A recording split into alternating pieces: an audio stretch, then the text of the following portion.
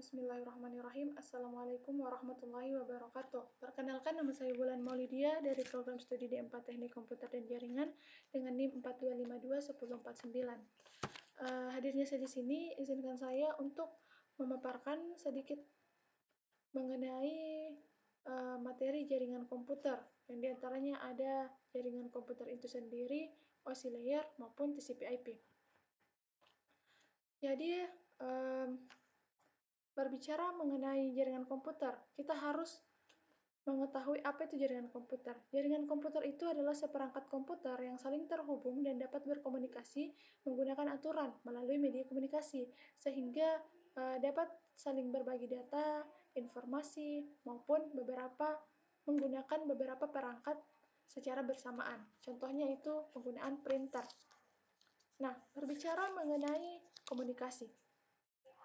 Dalam melakukan komunikasi, ada aturan yang harus diikuti agar informasi ini dapat tersampaikan dengan baik dan dapat dipahami.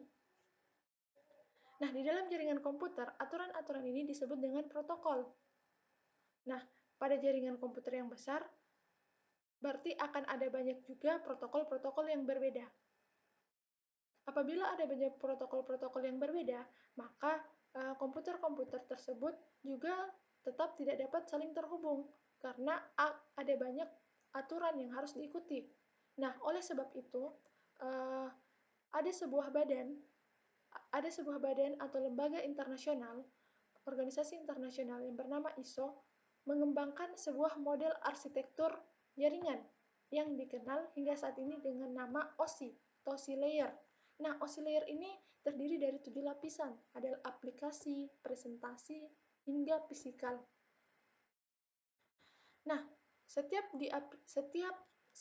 lapisan-lapisan ini memiliki fungsi dan tugasnya masing-masing, dan juga terdapat beberapa protokol-protokol yang berbeda. Nah, untuk di lapisan pertama ada lapisan aplikasi. Lapisan aplikasi ini berfungsi sebagai antarmuka dengan aplikasi lainnya dan fungsi jaringan yang dapat mengatur bagaimana aplikasi dapat mengakses jaringan. Nah, salah satu di antaranya protokolnya itu ada DNS, HTTP, dan HTTPS hingga SMTP, FTP, DHCP, dan Telnet. Nah, untuk lapisan selanjutnya ada lapisan presentasi, di mana lapisan presentasi ini dapat mengatur konversi maupun translasi data yang dapat diubah ke format tertentu sehingga bisa ditransmisikan melalui jaringan. Untuk protokolnya itu ada ASCII dan MPEG. Kemudian lapisan selanjutnya ada lapisan session layer. Session layer ini mengatur sesi setiap entitas yang dimiliki oleh presentasi layer atau lapisan presentasi, di mana dia bisa mengatur establishing, maintaining, dan terminating. Salah satu contoh protokolnya adalah SQL. Nah, untuk ketiga lapisan ini, informasi yang disampaikan itu disebut dengan data. Nah, selanjutnya lapisan transport atau transport layer. Transport layer ini berfungsi untuk mengatur jalannya komunikasi antara si pengirim dan si penerima, yang mencakup keselamatan data, segmentasi data, seperti mengatur kendali, mengatur aliran data, error detection, error correction, dan urutan maupun ukuran data. Nah, di transport layer ini ada juga protokol yang berbeda, yaitu ada TCP dan UDP. Perbedaan mendasar dari dua protokol ini, di mana TCP itu bertanggung jawab atas tersampaikannya informasi, sedangkan UDP tidak. Untuk informasi yang dikirim pada lapisan ini disebut dengan segmen. Nah, pada lapisan ini ada sebuah proses yang unik disebut dengan enkapsulasi dan deenkapsulasi, di mana proses enkapsulasi ini merupakan proses perubahan bentuk pada layer-layer yang disertai penambahan header pada jadi misalnya karena di transport ini informasi yang dikirimkan dinamakan segmentasi, jadi pada proses enkapsulasi itu terjadi sebuah pembungkusan data yang diberikan juga header. Nah, deenkapsulasi ini merupakan kebalikan dari enkapsulasi, Nah, ada dua jenis dari enkapsulasi, yaitu HDLC dan triple P.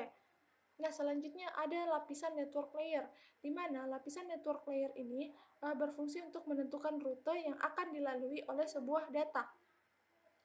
Jadi uh, informasi yang ditransmisikan di network ini atau yang berada di network layer ini disebut dengan paket. Ada dua protokol, diantaranya ada beberapa protokol, diantaranya ada RIP dan ICMP. Selanjutnya ada data link layer. Data link layer ini terdiri atas dua sublayer, dinamakan LLC dan MAC, di mana dapat mendefinisikan pengelamatan fisik, mengoreksi kesalahan, dan flow control. Salah satu contoh protokolnya itu adalah 802.11a. Selanjutnya, yang terakhir ada physical layer. Physical layer ini atau lapisan fisik ini berfungsi untuk menentukan masalah yang berkaitan mengenai jalur fisik atau metode pensinyalan ataupun pengkabelan. Nah, salah satu contoh protokolnya itu adalah 10 base T. Selanjutnya, ada TCP/IP. TCP/IP ini merupakan model protokol internet yang familiar digunakan.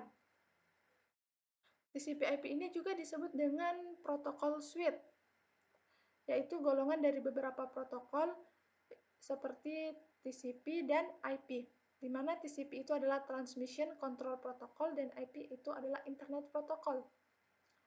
Meskipun berbeda, protokol TCP/IP ini bersifat open standar, artinya perangkat jaringan tidak harus menggunakannya untuk dapat berkomunikasi dengan perangkat lain dalam jaringan.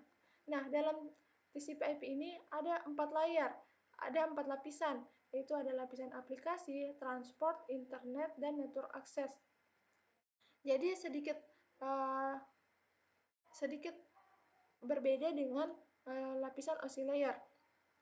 Jadi yang membedakan itu ada pada TCP/IP itu ada network access, sedangkan di OSI layer itu tidak ada.